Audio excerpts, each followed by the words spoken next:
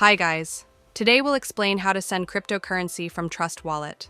This process is really simple and easy. The only thing is open the Trust Wallet application.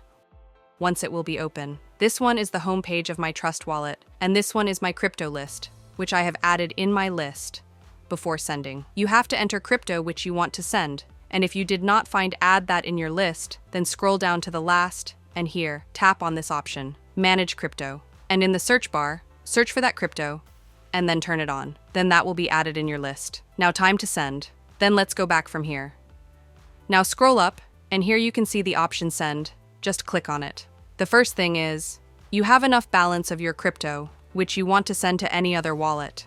As you can see, I don't have enough balance. But if you have, then this will be like this.